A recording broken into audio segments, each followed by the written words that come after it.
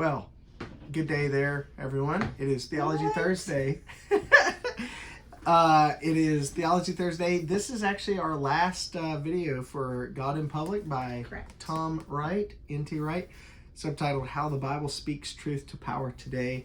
Thank you for joining us. And keep an eye out on the church's Facebook page, or if you have subscribed for Theology Thursday videos to hit your inbox, be on the lookout in your inbox for the announcement of what will be our next Theology Thursday book to cover, but that won't take place until October. But next week we will be announcing what that book will be. Yeah, but just debating still. Yeah, we're still trying to figure out what book to cover next. But you will have a few weeks of break. You'll have the whole month of September to break because it's still August, and that study won't take place until October. If you're not on our email list, now look, some of you might be on the church's email list, but you're not getting these Theology Thursday videos in your inbox because there really are very few people that do get those in their inbox. Just let me know. Call, text, comment, whatever, shoot me an email and say, hey, why am I not getting these emails? It's because you didn't subscribe for that specific email list. So we don't want to spam. Yeah, we don't want to spam folks. We don't want to send folks videos that they're not interested in. But if you want those emails sent to you, the Theology Thursday emails, then just let us know and we will add you to that list. Yup. And small groups are starting next month. Yeah. In person though, not online. Yep. Those are in person. So if you want to be a part of a small group, contact Adam, let him know. But those are in person. Yes. Yep. So you got to be like in or around the Atlanta area. Exactly. All right, so we're starting today reading the Beatitudes. Oh. Because he had mentioned it, and I thought that was kind of a good I wore my Light of the World shirt. Nice. Yeah. Because you knew it was coming. Yep. So it's Matthew chapter 5, verses 3 through 12. Do you want me to read it? Yeah. Or do you want to read it? Are you going to look it up? No. Make sure I'm not I'm going lying. to listen. I'm going to listen. Blessed are the poor in spirit, for theirs is the kingdom of heaven. Blessed are those who mourn, for they shall be comforted. Blessed are the meek, for they shall inherit the earth. Blessed are those who hunger and thirst for righteousness, for they shall be satisfied. Blessed are the merciful, for they shall receive mercy. Blessed are the pure in heart, for they shall see God. Blessed are the peacemakers, for they shall be called the sons of God. Blessed are you when others revile you and persecute you and utter all kinds of evil against you falsely on my account. Rejoice and be glad, for your reward is in heaven, for so they persecuted the prophets who were before you. Your reward is great in heaven. Yes. Yes. You said your reward is in heaven. Oh, your reward is great in heaven. Yeah. Sorry. See, that's what I know. I did know. Well, that's why you have to look it up, because often when I read, I paraphrase as I read. Yeah, especially if it's a familiar text. Yeah. I do that often. I do that when I'm reading aloud to the kids, I've noticed, because I read aloud to them a lot. Yeah. And I realize that I'm like paraphrasing or adding things in as I'm reading. I will frequently invert the verb and adverb order, often to split. And this is like a no-no grammatically. Well, it's not a no-no, but it is called something. It's a split infinitive or whatever. Yeah. When it's an infinitive. But I often do that for it to read just how I would have said it. And often I don't realize I've done it until I've done it. And I'm like, ugh. All right, so starting chapter 9. Christian faith and public life. Yep. That's kind of where we are. And the reason we read the Beatitudes will kind of come up, but they do come up quite a bit. Yeah, they're kind of like the hinge point, or the focal point of chapters 9 and 10. I feel like, well, at least in some part 10. Yeah. So on page 151, he starts talking about secular modernism. Ooh, yeah. And it tells a false story of religion as a superstition that produces evil to maintain its power. And this secular modernism says that all we really need is better education, science, technology, better economics, climate, and we'll all happily thrive together. Yeah. It says goodbye to the superstitions, moral codes, and what we would traditionally refer to as human rights, because now human rights means I get to do what I want to do. Yeah. It's my right as a human. It's not that inviolable. Is that the right word? Inviolable. Human rights of the right to exist, the life, liberty, pursuit of happiness type human rights. We're talking about different kinds of human rights now. Which even then, okay, if there is nothing beyond the material world, where in the world would what are human rights, and why does that matter? Why does that matter? There should be no reason, which is why I feel like he often points out the 3 Abrahamic religions, because the other ones, it doesn't make any sense. Because those are worldviews from within. Well, they're a closed worldview. Yeah, because you're talking about with Hinduism, Confucianism, Buddhism, all that we see is part of the divine, and it doesn't matter. You lose the idea of the transcendent, that there is something completely and utterly outside of the material world. There's nothing special about the individual person, because they're just part of the whole. It's part of the blob. Anyway, that was a weird side thing. Good, you commended him. I'm going to take that as a commendation. What? Nothing. Keep going. Secular modernism asserts that religion is the cause of all the great evils in the world throughout history. Yeah. They assume the church is corrupt. Yep. I'm kind of paraphrasing or summing up kind of where he was. If you're a secular modernist, you're probably like, okay. Yeah. And so page 152, he says, clear the church and its monstrous teaching off the scene, and we shall build a new kind of New Jerusalem by our own efforts instead. So they want what the church has to offer. They just want the church to be the one offering it. That's why I wrote key out in the margin. I don't know if you saw that.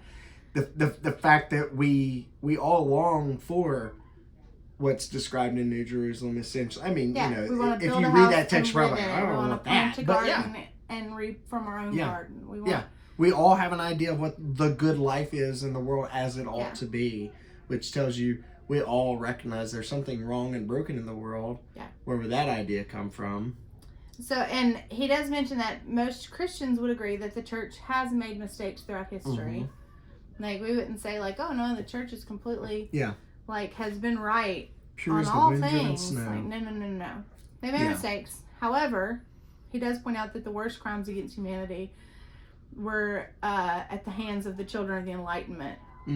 That those pagan, atheistic, communism, Nazis, like the gulags, like those things occurred not by Christians but by atheists and those who were empowered and enlightened and beyond such things as superstition.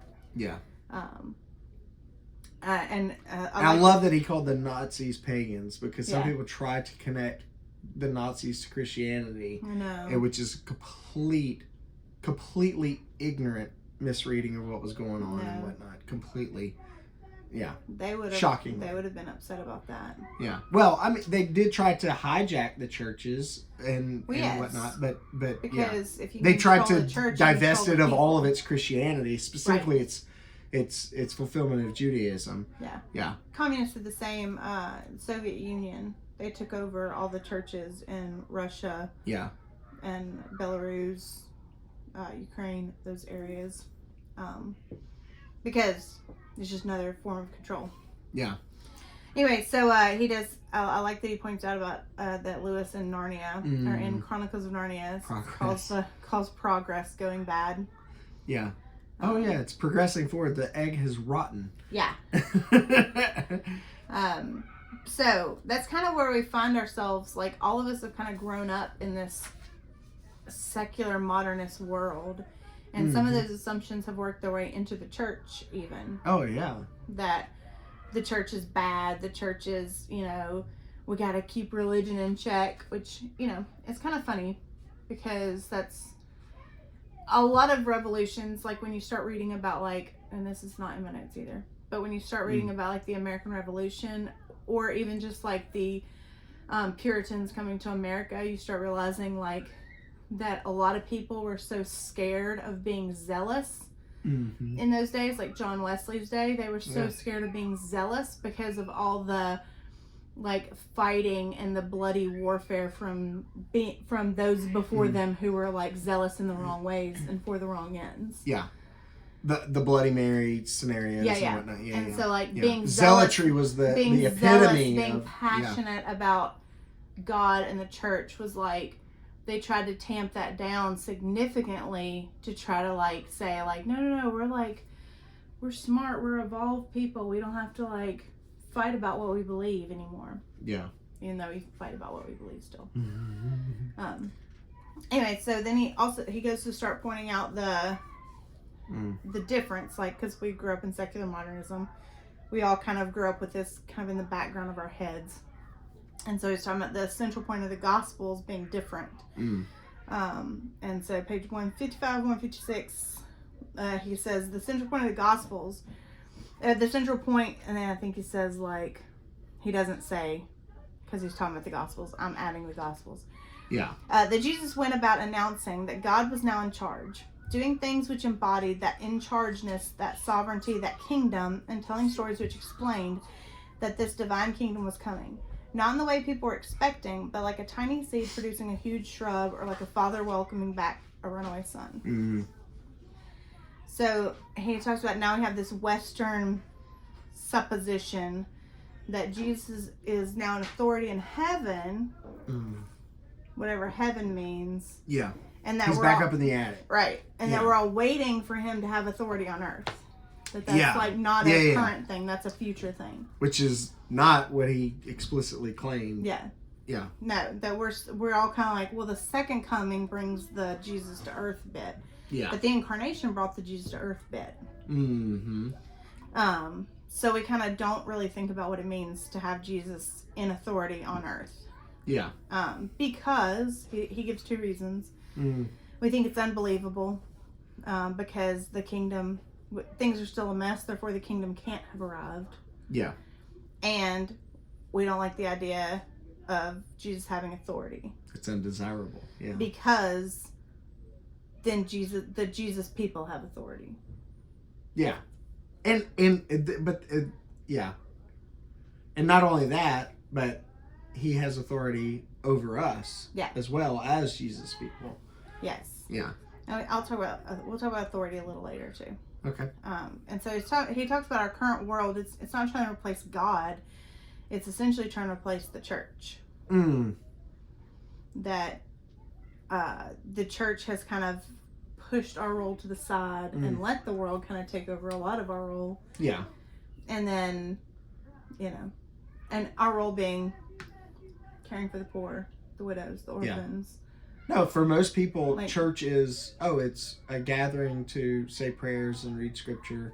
Yeah. And we're not against that at all. Although, it's about preparation for heaven. It's not this worldly. Yeah. It's not a Monday to Saturday thing. No, but I will say, yeah, in most communities, and like if you go on like your community Facebook page or whatever, if someone's like, "Hey, I'm having trouble paying my water bills," 9 out of 10 of the comments are going to be, "Have you contacted the church?" Yeah, have you contacted this Baptist church, this Methodist church, some church? Have you contacted a church? Yeah.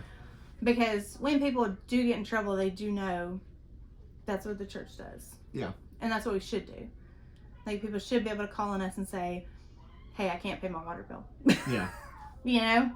Because, my county has decided to not read my meter and or charge me triple for my meter. Yeah. That happened to us this, last month. Yeah. Is they just charged us some, ridiculous, arbitrary amount. That was I was like, what is summer? Maybe the kids have been being a little crazy with the water hose. But it wasn't. They just opted not to read our meter. They might have been a misread, but they just made some stuff up. Yeah. But so I will say that I do see that people, when they are in trouble and need certain things, they do contact the church. Yeah. Even if they're not part of the church.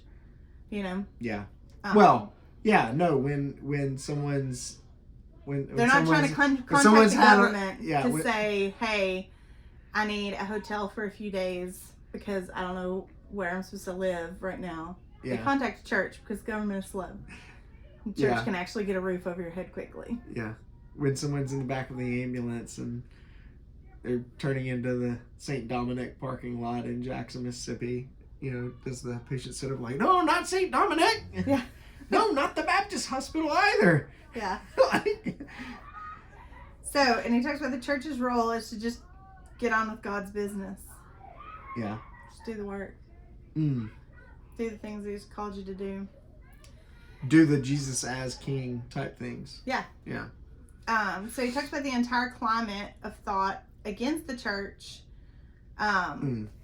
being that God and Caesar belong in separate compartments, separate categories. This is page 159. That religious, and I think you underlined that religion is something for consenting adults in private, because God and the world do not mix, and God and the world don't mix. And that is part of the contention, is that, hey, these things are kind of in conflict. And so it's easier when things are in conflict to just separate them so that they're not in conflict. But religion necessarily, like, cannot be separated. Jesus is either Lord or He's not. Yeah.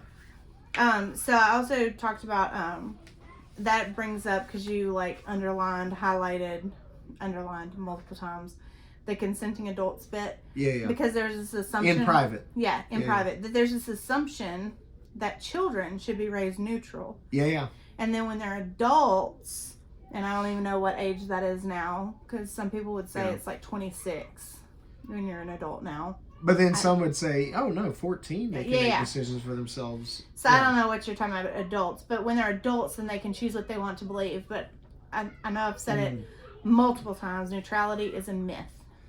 There is no neutral. Yeah. Like, raising a child secular is not raising them neutral. Yeah. You're raising your children for Satan. And that's often the misunderstanding, at least how there are a couple of ways to think of secularism, and I know that's one of my pet peeves, but the more common one is probably, oh, you've got religious things and then you've got secular things, and even the church does secular business, like when they're doing the books and you know, like, those are secular things that are money. Exactly. So that's one very common way of thinking about the secular religious divide, but I think it's unhelpful. What secularism really was doing was pushing religion and whatnot into the private sphere, so much so that what it means to be a religious person is something that is private to you, it is internal to you, it is unseeable, and it's got nothing to do with others as well. Well, your first definition seems more of like the line between holy and profane things, or holy and ordinary things. Yes. Yeah. It is, because profane in the Old Testament is not it's not like evil, or ordinary. It's ordinary, it's common, it's just a common dish, not a holy dish. It's not been consecrated. Yeah. Absolutely. It's the not fancy silverware. But it's the flatware. The goal of the Enlightenment and the whole secular vision of the world is that we can basically rid public life of the religious, because that's just a private thing. If that enhances your life, okay, fine. In that neutrality, you're raising them to say God has no influence on any of these aspects of your life. Yeah. That religion, you're basically saying yes to the secular idea that religion is this private, separate, in my own head, in my own home thing. Yeah. And that's, that is not biblical. That is not Christian. Like, you're raising your kids for Satan. Just saying. Yeah. Yeah, he'd be content with it, I think. Satan would be content with that? Yeah. Yeah, it's a deal he'd be willing to make. Yeah. So on page 160, he talks about the Jesus kind of power looks completely different. Not because it's spiritual as opposed to worldly or earthly. Yeah. But because it just operates as a direct result of Jesus' own agenda and of the cross with which that agenda reached its triumphant, if not deeply paradoxical, conclusion. Yeah. It's a cruciform power. Yeah. Not a crucifying power. Yes. Yeah. That Jesus, and so, because so many people dislike the church having any say in this public sphere because they don't want the church to have any type of power in the public sphere. Right? Yeah. Because the church has all these weird rules and laws and ways of morality and ethics that they live by that's not convenient. Yeah. Often very self-sacrificing ways of living, and so they don't want that to bleed over into the sphere of the public, but they don't realize that the power. She's listening to me. I didn't even talk to her. Technology, man.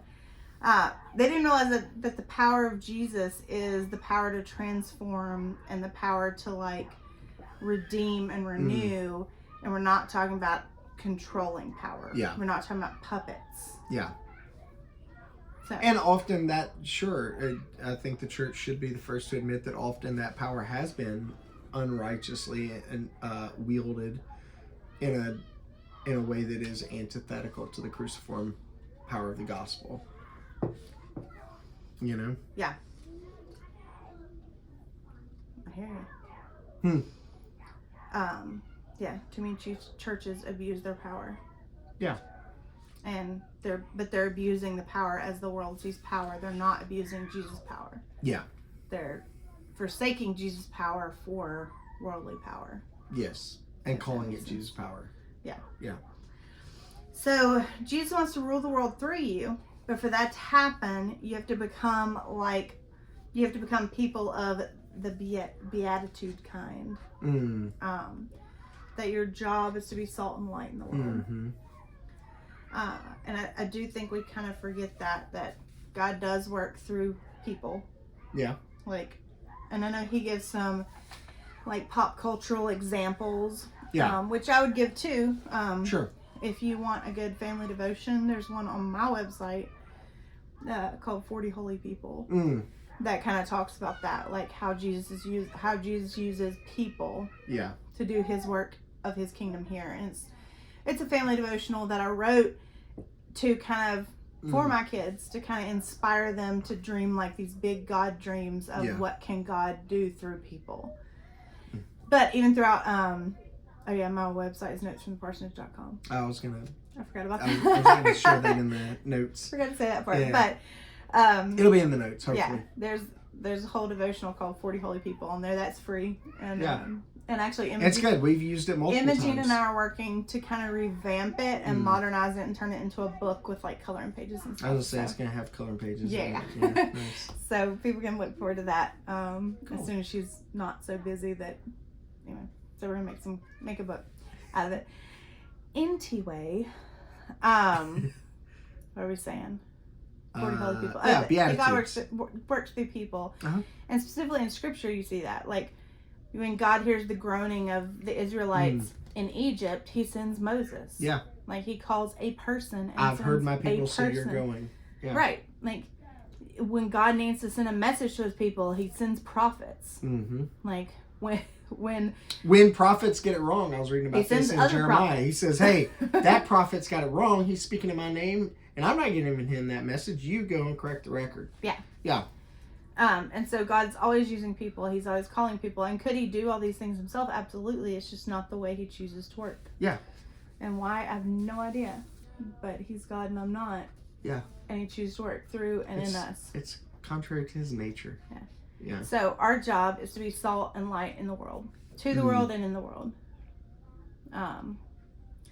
And so on page 161, and he says this a couple times. He says that I think in chapter 10 too. Because these are each separate lectures that he gave, or speeches. Yeah. So he says when God wants to change the world, he doesn't send tanks. He sends the meek, the mourners, those who are hungry and thirsty for God's justice, the peacemakers, and so on. And that is true. It is. I mean, he does utilize. I feel like in the prophets, when you hear of him utilizing armies against people, it's not to change the world. It's to bring punishment and potential repentance. But when he wants to redeem and rescue, he sends people. Yeah. Anyway. So then we talk about good works versus good works. Yeah. So what we think of when we think of good works and what good works actually are. Yeah. And so, which we discussed as a family last night. Yeah. What are some of the things we think of when we think of good works? Was that last night? Yeah, it was last night. Okay. You asking me? Yeah. Yeah. So we often think of the works of piety, Bible reading, prayer time, going to church, making sure you try to fast or something, maybe here and there. We think of So we think doing good works yeah. is doing a 40-day fast, 40-day Daniel fast. That's good works. Yeah. And that's not what he's talking about when he's talking about good works. Neither is that what the New Testament is talking about when it's talking about good works. No. So those are important. And those are those essential. Those are means of grace. Yeah. But they're not the only means of grace. Yes. And they are very I feel like they're not works. Well, I mean, it's working to the extent that Yeah. you're doing something about your faith. So Yeah. it is an acting discipline. out. Yeah. So what are good works? Kingdom type works in the world. Caring for the poor. Caring for the homeless. Standing up for those that are kind of left out and marginalized in society. The orphan, the widow, Yeah. the foreigner. And the All finding, throughout the Old Testament, that's what God is constantly calling people not to take advantage of the poor among them, Yep. and to care for the orphan, the widow, and the foreigner. Yep. And and we can disagree about how best to do all of those things. Yeah. Absolutely. And there are 100 different ways to do those things. But how often do we say, well, agree to disagree, and then go on just assuming somebody else will take care of the poor, the widow, the fatherless, the orphan, the alien, the foreigner. Yeah. I say foreigner because that's normally the way the Old Testament, at least the English translation, puts it. It always says foreigner. Yeah. It doesn't they don't call them illegal aliens or. Well, no, I didn't call them illegal aliens. I'm just saying in our modern terms, I think N.T. Wright constantly, and not even just illegal aliens. He often says asylum seekers instead of, and so that's the same kind of idea, the same biblical idea. Somebody who's you're obviously not from around here. Yeah. Which I guess could be like transplants too. It could be transplants, and often they do struggle to find community and deep roots and whatnot, and And in our society, the way our culture works, we have a lot of transplants. No one's ever from where they are. At least not here in the Metro. not here in Metro Atlanta. No one's from Metro Atlanta, it feels like. Some are, but many aren't. And so it reminded me of the book, and then also the last men's retreat, the doctrine of good works. Yeah, we should share that in the comments. Okay, we'll share the book with y'all. I Yeah. think the last AIM Southeast Men's Retreat had Caleb Friedman. Is he a doctor? Yeah, he is. PhD, yo. I didn't want to give him a doctorate if you didn't have one, but I don't want to take it away if you earned that thing. Yes. So Dr. Caleb Friedman was at the men's retreat, and he was talking specifically about good works. Yeah, because he was part of a 3-person team that wrote, along with Matt Friedman and Tom McCall. Yeah. So we'll share that book in the comments if you're interested in kind of going down that rabbit trail. Yeah, fantastic resource. All right, so on page 162, he says, one of today's most repeated cliches is that there are lots of people who find God believable but the church unbearable. Jesus appealing but the church appalling. I do think that's true. Like, you see that all the time. Yeah. But I love that he points out, for every Christian leader who ends up in court or the newspaper, there are hundreds and thousands who are out there doing a great job, unnoted except within their communities. And I love he didn't understate it. He wasn't like, oh, there are dozens. No, there are hundreds and thousands. They're literally for every single one. And that is not that is not hyperbole. No. No. There's a video going viral. I don't know if you've seen it because you're not on the things. No. I probably haven't. Anyway, there's a video going viral of a guy basically saying, like, hey, I've worked for megachurch pastors, and let me give you the inside scoop, like, oh gosh, the behind the scenes scoop on these megachurch pastors. It's all positive stuff. Oh, is it really? It's like, hey, this guy had 2. I anticipated it was. No, it's all positive. It's all about the great things that these people are doing that nobody knows about, that no one's writing about, because those are not the stories that. There are some stories about hear. megachurch pastors that I think that's commendable, and I appreciate that. And so that kind of reminded me of that. Yeah. But like, you know, every pastor you hear of that has like some grave moral failing, there's literally thousands. Oh yeah. That aren't. Yeah. That are doing a great job. They're like pouring themselves out. Yeah. You know. Even megachurch pastors. Yeah. Yeah. Yeah. Even like Yeah, even big churches, small churches, they're all over. Yeah. And there are some snakes in small churches. There are some small church pastors who should not be pastors. Yeah. You know, the size of the congregation does not indicate the worth of the shepherd.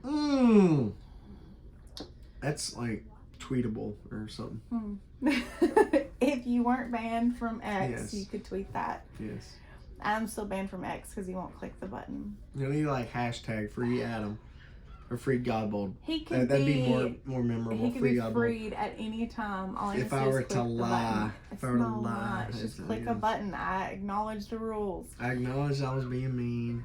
I was not mean. All right, so page 162, he says, Christians ought not to collude with the sneerers, though. When we hear those stories of megachurch pastors, we shouldn't be, yes, join in to accountably say, like, hey, that is wrong. This is that intolerable. This is not the way of Jesus. Yeah. But we shouldn't be the ones, like, with the world saying, see, all these churches. Here's what's wrong with the church. Yeah. And it reminded me of Psalm 1 and 2. It says, blessed is the man who walks not in the counsel of the wicked, nor stands in the way of sinners, nor sits in the seat of scoffers. That's not colluding with sneerers as sitting in the seat of scoffers. But his delight is in the law of the Lord, and on his law he meditates day and night. Yeah. So, I'm just, and so I do agree with him on those points. That as a church, we can acknowledge the problems of the church. We can hold churches accountable. We can hold people within the churches accountable without joining the world in trying to tear down what God is building up. Yeah. Speaking truth to power is to all power. Yeah. We should not be trying to hide the sins of the church. But we also should not be trying to tear down every good thing that they do. Yeah. We don't call what is good evil and what is evil good. Yes. President Smith, Ron Smith, PhD, he's up at OCU now. But he used to, when he was at WBS. Ohio Christian? Yeah. He's your boss. Yeah. And Caleb's. Yeah. He used Adam works at Ohio Christian University, if you didn't know. Adjunct. He's an adjunct professor there. He also is a teaching assistant at Wesley Biblical Seminary. So when President Smith was at WBS, he used to say the solution or the response, the solution, I forget how he termed it because it was like 20-something years ago, 25 years ago. The response or solution to a bad seminary education is not no seminary education, it's a good seminary education. And it's the same thing for the solution to bad religion is good religion. The solution to a bad church experience is go find yourself a good church. The solution to bad pastors is good pastors, not no pastors. I think what's her face? The house that Jesus built. Made to stay. I don't know her name. I came across her a couple weeks ago in something that something connected with you. Anyway, somehow. I think it was her. She said, basically the cure for church hurt is the church. That's where those things are healed. Like the healing from those hurtful church situations comes from. They're not healed by church. Just venting to the black abyss of X. the internet. Yeah. That's not healing. It's not going to bring healing. No. Fine, vent, but vent to people that are near or Google reviews. Yeah. Imogen and I recently were reading a lot of Google reviews for churches. Because our oldest just moved up to college, and so we were, kind of pre-scouting some churches, and so we're reading some Google reviews, and some of them were quite funny. Mm-hmm. One of the churches that is on her list to visit is because of a bad review. Yeah. It's like when you bought all that tea, that hot tea, because of some honest bad review, and you're like, I read a review for a tea company, and the review was so bad that I bought a bunch of tea from the tea company. Because they shared it. Because the tea company shared the review, and I was like, I need to try the tea. The tea is really good. It is really good. So people are crazy. Moving on. The church is not supposed to be a society of perfect people doing great work. It's a society of forgiven sinners repaying their own unpayable debt of love by working for Jesus' kingdom in every way they can, knowing themselves to be unworthy of the task. Yeah. And I feel like that's not the same as that excuse. There's not, always that we're not perfect, just forgiven. Yeah, it's not that. Because it's not a minimalizing, like. And it's not like just forgiven. And it's not the church is a hospital for sinners, not a museum for saints. Yeah. Because that's a false dichotomy. It's a false dichotomy, and what do people go to the hospital for? To be healed. Yeah. What we mean when we say, "Oh, it's not it's a hospital for sinners," what we mean is, "Oh, it's a tavern for people to kind of waller in their sins." And that's not what we're doing. And that's We acknowledge that everything the church does is not going to be perfect, and everything church people do is not going to be like perfect, and that we're still going to struggle to try to get things right. Yeah. And sometimes those struggles are not sinful struggles; they're just practical struggles. And to be clear, as a holiness person, Jesus can make a heart perfect. Yeah. It doesn't mean perfect performance. It doesn't mean sinless perfection. And the perfection is about being who God created me to be. Yeah. Not about being something that I'm not. In this moment. Yeah. Yep. So Jesus is working toward forgiveness and restoration even within the church. And the church and its people are not immune to the problems of sin. Yeah. We fall into that when we start thinking that church is for them and not us. And there are a lot of Christians out there who go to church for other people because they feel like other people need them at the church. Yeah. Right? And they don't feel like the church is for them. Yeah. So then they ignore their sins, their own sins. They just start rotting in their complacency because they think that they're there for someone else, that they're just there to serve. They're there to help lead other people. And it's like, this is for all of us, like even us. Yeah. Like church is for me. Yeah.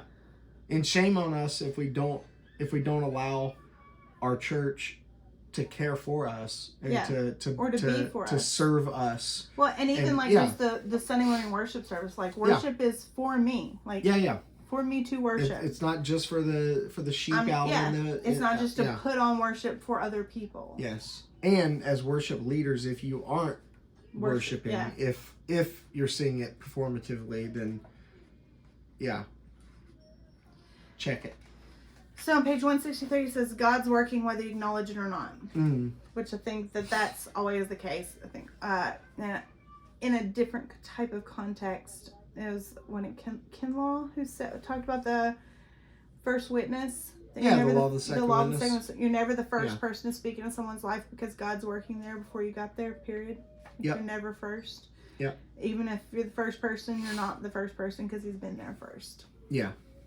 So then he starts talking about accountability, which I said we would talk about a little later.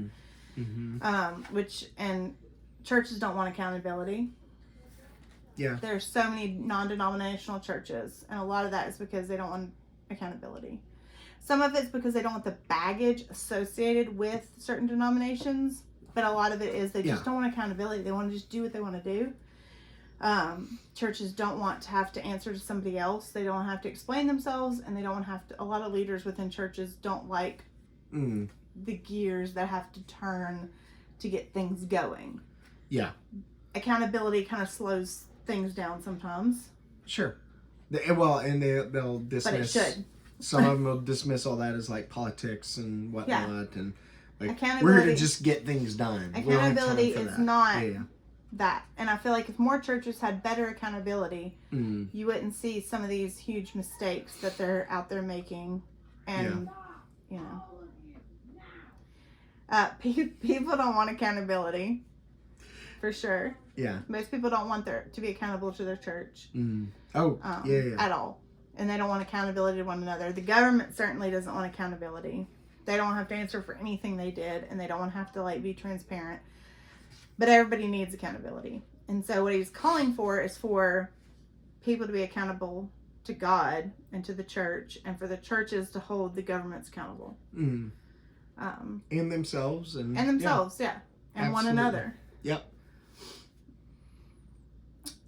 So he says on page 165 that Jesus has all kinds of projects up his sleeve, simply waiting for faithful people to say their prayers, read the signs of the times, and get busy. Oh, I really like that line. Yeah. I love how he's able to put something in such just plain terms And like it's it's possible to read them like, oh gosh, say their prayers. Like say their prayers. He's not kidding. Like personal piety is a part of it. Yeah. It's not the end all be all, but it is part of it. So and that also highlights that not all ministries have to look alike. Yeah.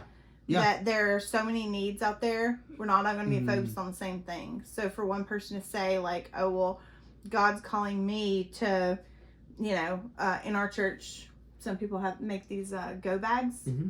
That for the blessing bags. The blessing bags. We've called them go bags. Blessing bags. I don't know. They're bags that we have a lot of homeless people that live in Marietta, right outside the Atlanta suburbs, and in Atlanta, of course. And so the church makes these bags, and they have like some necessities that people might need, and they have like a little note in there, usually from a kid, that's like, "Hey, Jesus loves you," kind of thing. It's got like water, toothbrushes, just practical stuff. McDonald's gift cards, gloves, because a lot socks. A lot of people in our church who are commuting see tons of homeless people, and a lot of people who live like closer in toward town see just going to the grocery store, homeless people everywhere. Yeah, and they felt like they wanted to be able to do something, and so they make these bags. They also have those. I forget what those solar blankets or whatever. That fold up really tiny. The emergency blankets. Yeah, they've got those. Yeah. And so they make these bags, which I think are awesome, and our kids help make the bags, but we never take any bags ourselves because I'm a stay-at-home mom. I live further out in the suburbs. I don't often go toward the city. I'm trying to stay away from the city and away from all the people, and so I don't need those bags. I don't have we don't have the opportunity to give them out. Does that mean that is a ministry that's not worthwhile? Absolutely not. Yeah. God's putting people in the path of people in our church. He's not putting them in my path. That doesn't mean it's not a worthwhile ministry. It's just not. And our family can help make the bags, and we can participate in that way. But like, we could fill our whole van up with them, and we would never go through any of them. It'd be a waste of money. Because our paths don't take us there. And so everyone kind of has different rhythms and different paths and different ways that they can help and things that they can do. And that doesn't mean that, oh, well, they're doing it right and we're doing it wrong, because we don't come across as many homeless people in our day-to-day, and they do. That doesn't mean that. Yeah. It just means that there are different needs. And so we can all be focusing on the needs that God's putting in front of us. And so he also talks about how one small action can start a trend. Yeah. That's about little things, that Jesus is calling us to little things. Yeah. Which I've told my kids, like, it's not always the big world-changing things. It's little things, and little things can become big things, and little things can start a trend. I love there are two consecutive lines actually in two separate paragraphs, one ending one and the other opening the next one. Jesus is at work taking forward his kingdom project. He is no doubt doing this in a million ways, of which we see little. Yeah. I really, really love that, and that's what prompted me to write that out to the side. Even in a million ways, which we see little, because we're not seeing those things. Like, the people in our church who are giving out go bags are not coming and giving like a weekly report of how many bags they were able to give and what the people were able to say. And they're not videotaping themselves and putting it on social media. Like, we make the bags, when we run out of bags, we make more bags. Yeah. Yeah. Like, it's a non-seen thing, but it is an important thing for the people that are receiving the bags, and it's also an important thing for the people that are giving the bags. Yeah. So you included the line there. Yeah, I included your note. Aslan's on the move. What was neat about that, and what made me think of that, obviously, is because Jesus is at work taking forward his kingdom project. But specifically that point about he's no doubt doing this in a million ways in which we see little. They don't say that when they see Aslan. They see that when they see the thawing. Yeah. Like they see things happening. They haven't even seen Aslan yet, but they realize what's happening. It's those they see the little million signs. Little ways that we rarely even notice. We rarely think anything about, and it's like, he's at work. He's moving. Yeah. All right, so then chapter 10, we start talking about Jesus, the kingdom of God, then and now. Yeah. So it's this idea that, on page 168, that the Christians are going to say their prayers and go to heaven, but that the world down here is just run by Caesar's rules. Yeah. And, like, God is going to hold the authorities of earth as responsible. The rulers of the nations will be held to account, whether they recognize it or not, whether they're Christian or not. They're responsible, just like, leaders of the church are responsible, like leaders of anything, or parents are responsible for their children. Like, anyone who holds any type of authority position is responsible for the authority they wield, and they're responsible to God. Yep. And so it's not an issue of, oh, we're just going to let them do their thing and God will eventually bring it all into account, Like, we shouldn't be that separated. Yeah. And so I like that he then starts pointing out that, I think it's the next page, that Jesus is the temple as a person. Yeah. Which is the power of the incarnation, that God's with us now, like that God, because the temple was for God to come and dwell among his people. Yeah. Like, it was God with the us. Indwelling or the overlapping of heaven and earth. Yeah. And so you had the tent of the tabernacle, and then when they started building cities, they're like, hey, we're going to build a temple, we're going to build them a permanent place. But it was still trapped in a specific place. A locale. Yeah. Yeah. And honestly, trapped in a specific time. Yeah. Because you can't go there no more. So it was, literally trapped in multiple ways. But when God came to earth, when Jesus became man to dwell among us, that means the indwelling is then everywhere. It's not trapped in a specific place in a specific time. Yeah. That is kind of throughout the world, in every city, and every believer. Mm-hmm. So much so that Paul does tell the Corinthians in both of his epistles to them in the New Testament that you are the temple of the living God, and then also you are the temple of the Holy Spirit. And he's talking about, like, personally within your body, and therefore you can't give your body to prostitutes. You can't give your body to serve these other gods. What you do in your body what matters. you do in your body. But then also, I just lost hearing in my right ear. I hope that's okay. It's like whistling. And then the other is that you collectively together are the temple. That there's something in the gathering together of the body that is that the Holy Spirit inhabits. And so yes, he lives in our hearts by faith, but he also lives in our midst, in our gathering. Yeah. Yeah. So page 172, sorry about hearing, Adam's fighting off an illness. It's kind of coming back, I think. It's the price you pay for community. Yes. So page 172, he says, this is a story of a world set free, of humans set free. And we have turned it into a psychotherapy on one hand, or personal ethics on the other. Both vital in their place, but woefully inadequate if substituted for the big picture. I really appreciate what he said there. Yeah. We talked a little bit about that in You Are Not Your Own. Yeah. Our last book study. Our last Theology Thursday book. The danger of looking at the efficacy of, like, spiritual disciplines, or the efficacy of, like, an outreach program, or, what's a it ministry. producing? Yeah. Right. And then basing our choice to do it or not based on the efficacy. Yeah. Not on obedience. Efficiency cannot be the end all be all. It is important. And so that's it what can he's be talking really about. important, but it can't when we're be. talking about turning the gospel story into, like, psychotherapy or just personal ethics, we're talking about, like, boiling it down into, like, its efficacy portions. And Lewis actually talked about this, specifically psychotherapy, in Mere Christianity. Oh yeah, there was a chapter on psychotherapy. There's a whole chapter on psychotherapy, and basically it amounted to, it's only going to bring a man to a point. Sorry, I'm sure they can hear that because that is so loud. Yes. It's only going to bring a person to a certain point, but then Jesus has to do the rest.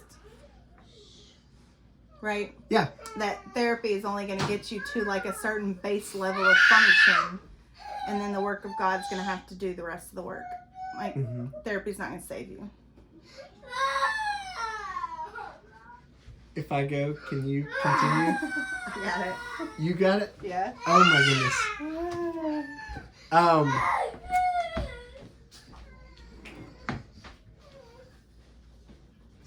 These are not my notes, and so I'm looking at her notes, trying to figure out how to fill in the gaps here and keep pressing for. Oh, she's coming back. Great. So we're talking about individualism and collectivism. I locked him. Oh, I'm Okay. sorry. I left you in a very bad spot. I was like, wait a minute. Where are we? I have no clue what she's thinking here. So we talked about. Keep flipping. I don't know. So we have individualized the gospel to the extent that we lose the collective impact. Oh, that yeah. It's a community issue. That it's a world issue. That we're calling our governments into account. We're calling their churches into account. We're calling the gospel is a collective issue. It's an all of us thing. Yeah. It's not just a me thing. Because we're so individualistic.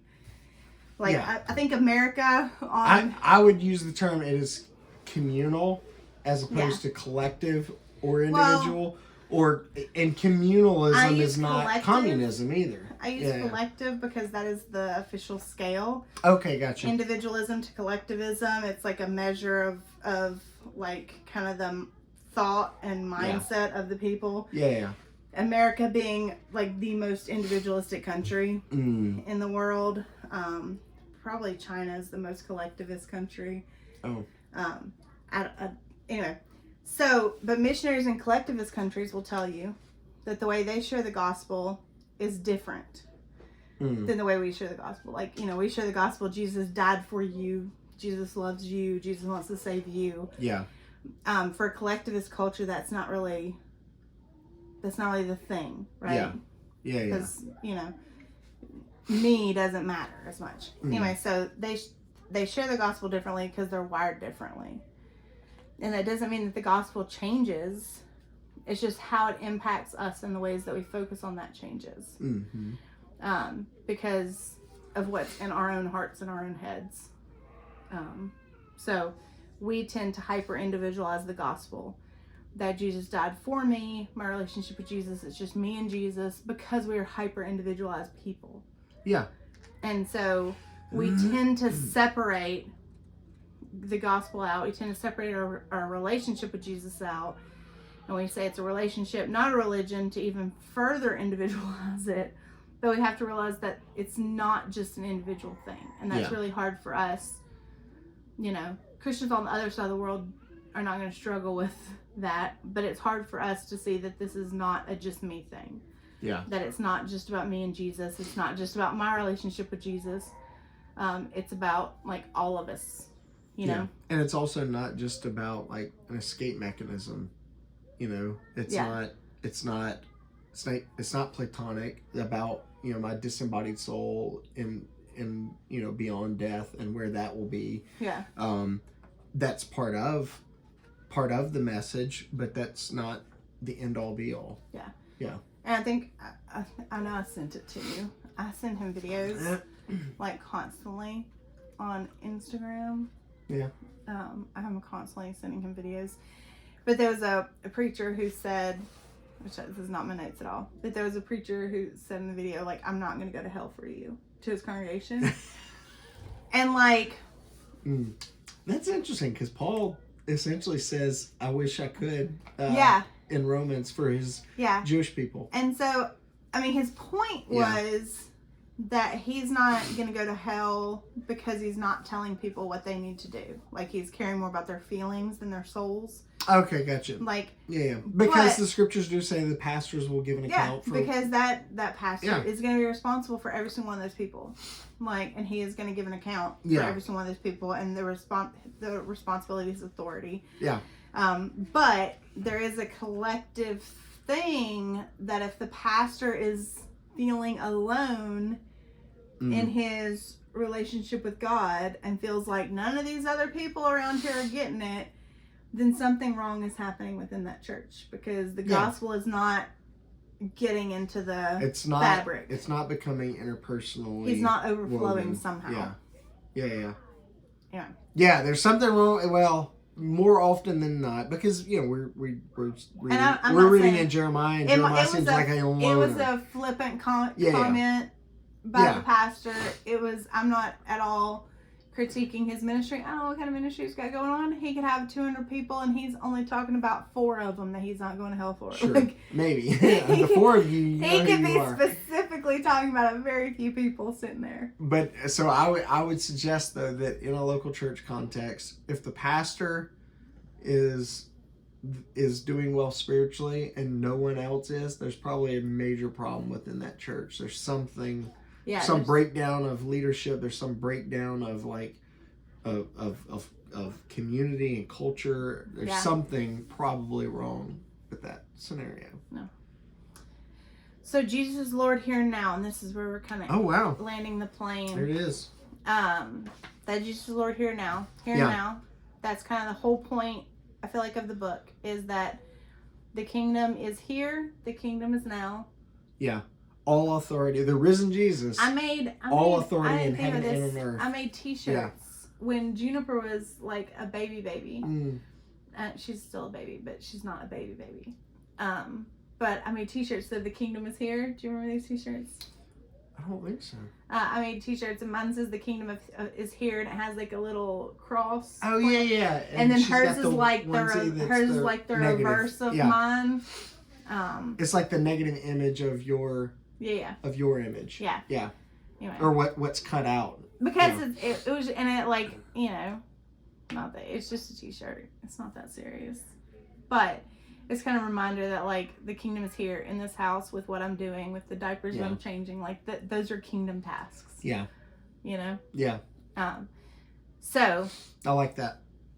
And not just in the house, but in the gathered body. In the house, in the community, wherever I am, that's where the kingdom is. And that's the work that I'm doing is for the kingdom. And so like when I'm changing diapers, it's for the kingdom. When I'm, mopping the floor at the Pickett's Mill, that's for the kingdom. Yeah. And then it's dumb. Somebody's gonna mop the floor. Yeah. And so why not me? And June. She was my helper. She was. She's my floor mopping helper. She's not a good helper. But, so Jesus is Lord here now, so what are our responsibilities in that? And, he points out the Beatitudes are kind of what we're going for. And I would say it is that, but it's more than that, because, like, he doesn't ever mention the Great Commission.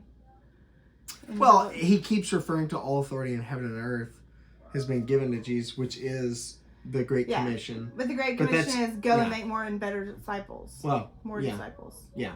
Well, specifically go and disciple the nation, or going disciple the nations. Disciple the nations. Yeah. And so there is a discipleship aspect of it, but what's our responsibility in our culture is to be salt and to be light, and to be caring for the poor, the orphan, the widow, the least of these, which sometimes does mean speaking up for them. Yeah. It sometimes does mean, heading to the Capitol because you need to talk to some lawmakers about, speak some truth to power. How this law is negatively affecting poor women or whatever. And so that might mean getting all up in political business, and making our private, I think part of the point was to make our private religious lives not private. Yeah. There's unprivatized, right. And I think so many people feel like they can't say in public, hey, this thing is wrong, or hey, this thing is good, because they feel like, well, I'm basing that off of my my bearings as a Christian, off of my internal, and I can't impose those views on other people. Why not? Well, there's that. Why on earth can't I? There's that, but then there's also like kind of the high stakes nature of everything always being political, and everything always and politics always and in every way happening, and every moment we're on the edge, and it could be the worst, and because you've got folks who vote one way or the other or yet another or whatnot, who feel as though they can never critique people that they're even going to vote for, they feel like they're politicizing for them, and also like, well, I don't want to like throw any shade toward him because I want him to win, or I don't want to critique her to try to make her a better version of herself because I want her to win. And which I feel like and we're never not in political mode. No, never. The way politics are. I feel like we're coming kind of around the bend from that. Really? I have heard a lot of people critiquing, both sides, and even their own side. I've heard a lot of people on the left critiquing the Harris campaign for its, lack of clarity and for its lack of, I don't know, any structured backbone, like willingness to sit for interviews, things of that nature. I've heard people on the left critiquing that, and it's not just so because she's a bad candidate. I think it's just because we're kind of all tired for always campaigning for someone. You know. And then I've heard people on the right critiquing Trump specifically for his change in views on abortion. I was gonna say that is the thing. It is. Yeah. It is absolutely reasonable to call him out on that and to say like, hey, do people have rights or not? Yeah. Do humans? What is a person? Yeah. Do humans have rights or not? And at what point does a human have rights? And okay, well, if you're saying, the numbers are just arbitrary. Like saying, okay, abortion at 16 weeks, that's just arbitrary. Yeah. What about 17 weeks? What about 18 weeks? I feel I'm very against abortion because I think that human life begins at conception and all humans therefore have the right to life, regardless of age or location or dependency upon another person. So, but including the elderly. Including the elderly, including the elderly, including, criminals. Yeah. But, so I think that the left position is at least more, true to what they think, More honest. Honest and transparent. No longer is it safe, legal, and rare. It's just, let's celebrate it. Yeah, and it's while you're pregnant, you can have an abortion at any point. They're not imposing these weird arbitrary, 12 weeks, 10 weeks, 16 weeks. Why 16? What's magical about 16? There's literally nothing magical about 16. Yeah. Anyway, that's a little sidetrack, but it's okay to hold political leaders accountable for those things. To say, hey, that's wrong. You know? Because they're not infallible. And voting for them doesn't say I endorse absolutely everything that they say. It says I was given options. I chose the best options that were given to me, from my perspective. And now I'm going to hold their feet to the fire. And I'm not going to cower down and say, oh, I can't critique because I voted for them. Or I didn't vote for them. So what they do doesn't matter to me. It matters. Yeah. Because people matter. Right. So, in the end, religion is not and cannot be private. And that we should be doing the work of the kingdom to breathe the kingdom to every heart and every home, Yeah. In every city.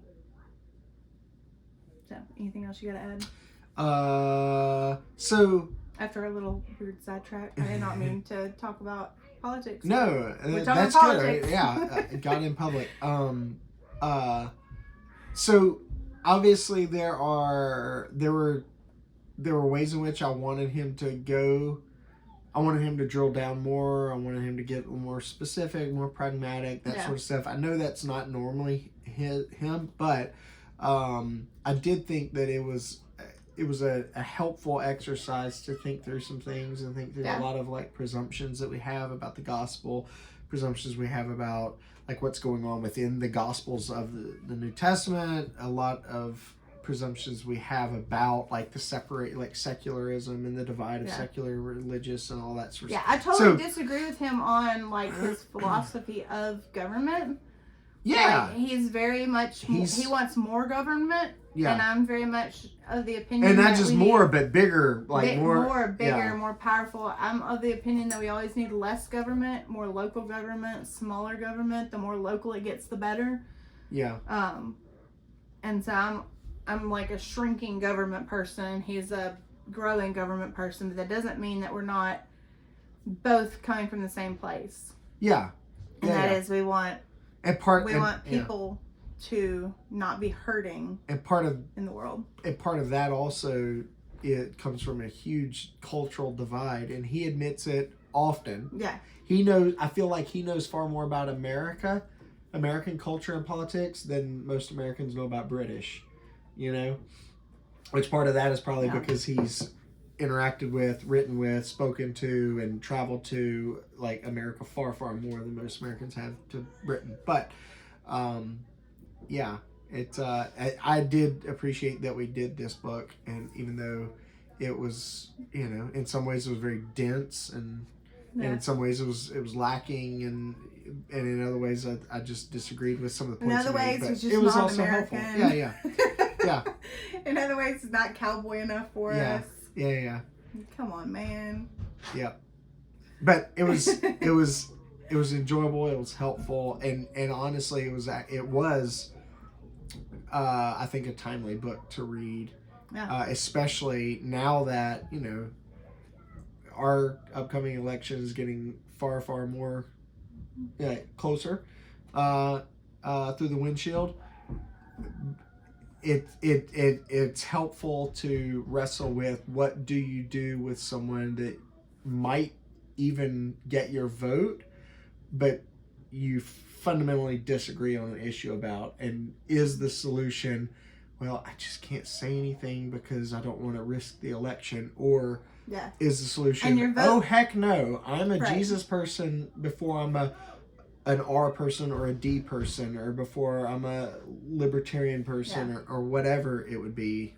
And your vote matters, but that's not where it stops. That's not where you're... And where ultimately is your allegiance. Yes.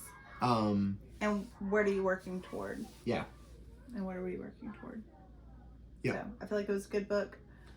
I feel like he did. I feel the same as you. I feel like he got a little bit in his head and in the ideas, and not as much in the hands, and let's figure out what we're doing here. But I get it.